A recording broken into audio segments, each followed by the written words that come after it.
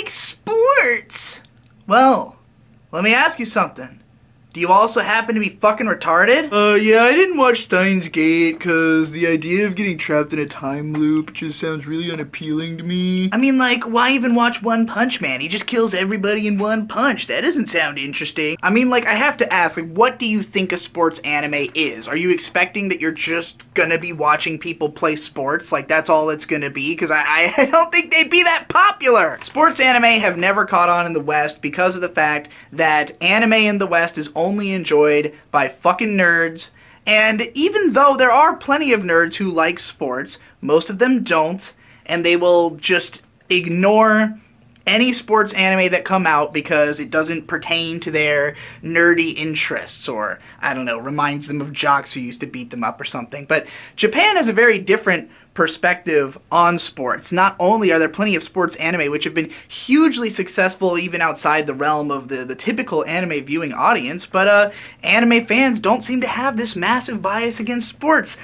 Probably because of the fact that there have been so many classic anime that were sports shows that are massively important, hugely influential, extremely good, very beloved. You know, when you grow up with those kinds of shows, you probably have better expectations of what a sports anime can be, whereas people in the West just seem to basically throw up their hands and say, I don't want to watch sports. It's sports. I don't play sports. And then they watch Haikyuu and they go, oh, well, this one's different. Oh, I like sports anime now because this one's good. Now, look, I don't watch a lot of AniTube, but I do watch AniTube Digest by Caribou-kun, and he's talked several times in just recent months about multiple anime YouTubers who have just been insistent on this idea that Haikyuu is somehow the pinnacle of the sports anime genre, and like no other sports anime are worth mentioning or checking out. Meanwhile, look at this! First of all, like, what happened to Okiku Furikabute, or Big Wind-Up, as it's also known, the baseball show that had a lot of the same appeal as Haikyuu? Probably most of the same people would enjoy it about just as much, and was one of the best rated shows on Mal for a long time. You know, very beloved. Nobody talks about it anymore because it's not the new shit, you know? It's from the mid-2000s. Nobody's gonna watch that far back. Great baseball show, though. Hey, did you know that Chihaya Furu is considered a sports anime and is one of the highest rated shows on my anime list? What about Ping Pong? One of the best shows ever made. Remember Yuri on Ice just a couple years ago? People seem to like that one. Personally, I had at least 3, including Ping Pong, sports shows on my top of the decade list, including Baby Steps, which has one of the most endearing protagonists in anime history, and Kuroko no Basket, which, frankly, I enjoyed a lot more than Haikyuu. Thought was way more interesting and way better, and I wrote a video comparing the two. But like, more importantly than that, what about Hajime no Ippo? That's one of the most beloved franchises that there is. I mean, hugely in the West as well, over time, from just sheer word of mouth of people talking about it.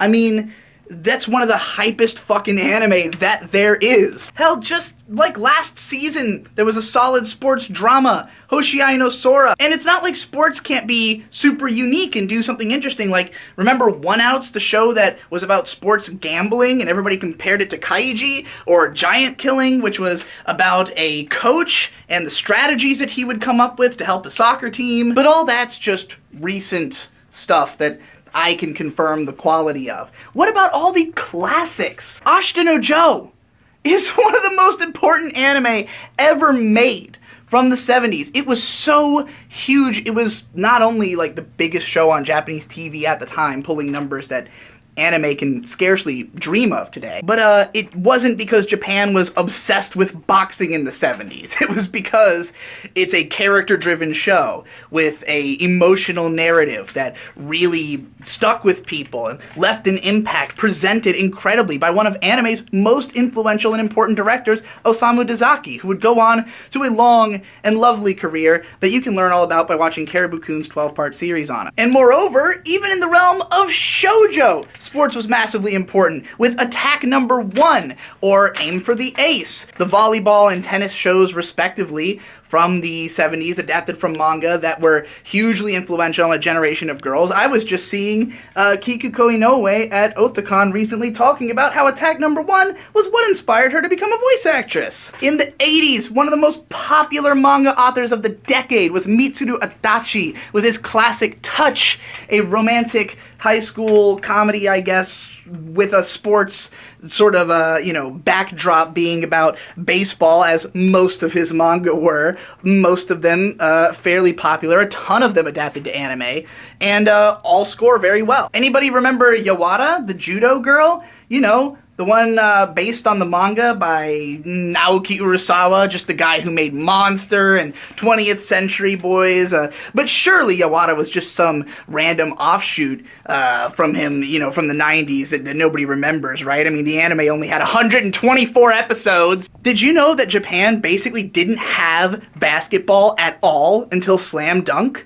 One of the top 10 best-selling manga of all time, launching the career of Takehiko Inoue, who would also go on to do Vagabond, which is a masterpiece. But hey, maybe you're just into anime for the cute girls. Well, guess what? We got you covered, bruh! Even back in the 90s, you had stuff like Battle Athlete's Victory, or Metal Fighter Miku. And those might just be, fun little distractions with weird made-up sports. But you could also, skip to the 2000s and maybe learn something about Japanese history by watching Taisho Yaku Musume, a show set in the Taisho period of Japan, focusing on the changing roles of women in Japanese society as they began to modernize through the lens of their ability to play baseball. How about Bamboo Blade, which is just cute girls doing cute things, except actually they're doing sports anime pretty much the same way that any other sports anime would, and with kendo. And it's a lot of fun. All of those are worthwhile shows that you should be checking out, and you should not be writing off the sports genre if you have not seen these fucking shows. There is no argument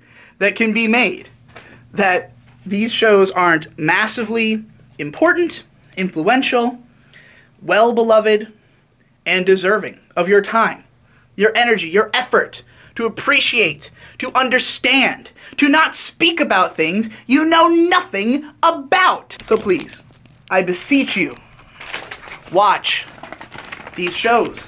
These are good shows. I like all of these more than Haikyuu. I haven't even seen some of these and I like them more than Haikyuu. Fuck Haikyuu. Watch more sports anime.